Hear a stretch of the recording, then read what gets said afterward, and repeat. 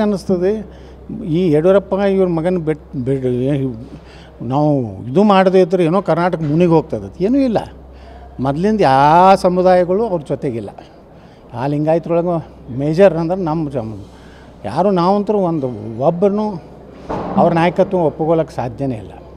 ಯಾಕಂದ್ರೆ ಅವನ್ನೆಲ್ಲ ಮೋಸ ಮಾಡ್ಯಾರ ನಮ್ಮ ಸಮಾಜಕ್ಕೆ.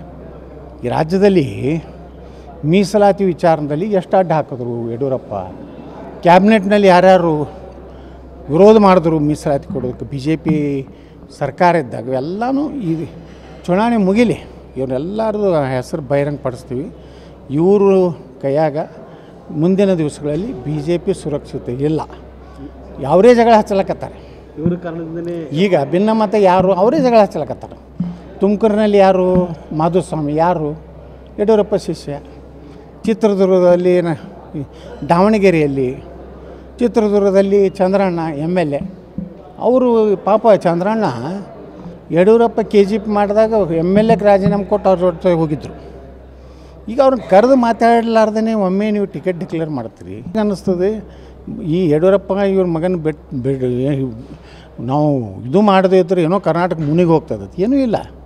ಮೊದಲಿಂದ ಯಾವ ಸಮುದಾಯಗಳು ಅವ್ರ ಜೊತೆಗಿಲ್ಲ. ಆ ಲಿಂಗಾಯತರೊಳಗೆ ಮೇಜರ್ ಅಂದ್ರೆ ನಮ್ಮ ಯಾರು ನಾವಂತರೂ ಒಬ್ಬರನ್ನು ಅವ್ರ ನಾಯಕತ್ವ ಒಪ್ಪಿಕೊಳ್ಳೋಕ್ಕೆ ಸಾಧ್ಯನೇ ಇಲ್ಲ.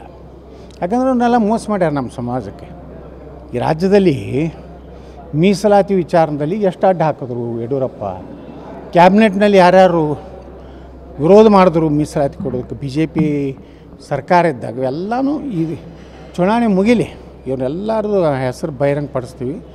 ಇವರು ಕೈಯಾಗ ಮುಂದಿನ ದಿವಸಗಳಲ್ಲಿ ಬಿ ಜೆ ಪಿ ಸುರಕ್ಷಿತ ಇಲ್ಲ. ಅವರೇ ಜಗಳ ಹಚ್ಚಲಕತ್ತಾರೆ. ಇವ್ರ ಕಾರಣದಿಂದನೇ ಈಗ ಭಿನ್ನಮತ ಯಾರು ಅವರೇ ಜಗಳ ಹಚ್ಚಲಕತ್ತಾರೆ. ತುಮಕೂರಿನಲ್ಲಿ ಯಾರು ಮಾಧುಸ್ವಾಮಿ, ಯಾರು ಯಡಿಯೂರಪ್ಪ ಶಿಷ್ಯ. ಚಿತ್ರದುರ್ಗದಲ್ಲಿ ದಾವಣಗೆರೆಯಲ್ಲಿ ಚಿತ್ರದುರ್ಗದಲ್ಲಿ ಚಂದ್ರಣ್ಣ ಎಮ್.ಎಲ್.ಎ. ಅವರು ಪಾಪ ಚಂದ್ರಣ್ಣ ಯಡಿಯೂರಪ್ಪ KGP ಮಾಡಿದಾಗ MLAಗೆ ರಾಜೀನಾಮೆ ಕೊಟ್ಟು ಅವ್ರ ಜೊತೆ ಹೋಗಿದ್ದರು.